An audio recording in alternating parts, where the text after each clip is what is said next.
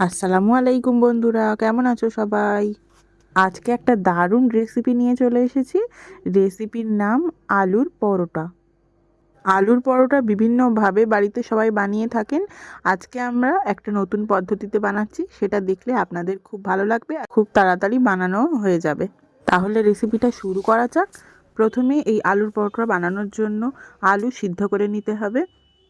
এবার কিছু মশলাপাতি দিতে হবে, যেমন এখানে দেওয়া হচ্ছে কাঁচা লঙ্কা কুচি, ধনে পাতা কুচি, 1 চামচ মতো জোয়ান, বিট লবণ পরিমাণ মতো, স্বাদের জন্য একটু চাট মশলা, এখানে মা 1 চামচ মতো চাট মশলা দিয়েছে, 1 টুকরো মতো লেবুর রস।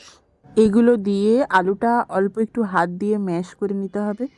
এবার পরিমাণ মতো এখানে ময়দা দিয়ে দিতে হবে। আলু যতটা নেওয়া হয়েছে তার ডবল দিতে হবে ময়দা।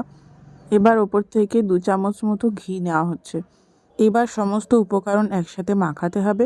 প্রথমে ময়দাটা ভালো মতো আলুর সাথে মাখিয়ে নিয়ে একটু একটু জল দিয়ে ভালো মতো এই ডোটা তৈরি করে নিতে হবে। ভালো করে মাখিয়ে ডোটা পুরো কমপ্লিট হয়ে গেছে, দেখতেই পাচ্ছেন। এবার পরোটা করার পালা। এবার গোল গোল করে পরোটার লিচিগুলো কেটে নেওয়া হয়েছে, একটু বড় সাইজের। এবার অল্প একটু ময়দা দিয়ে এগুলোকে বেলে নেওয়া হচ্ছে।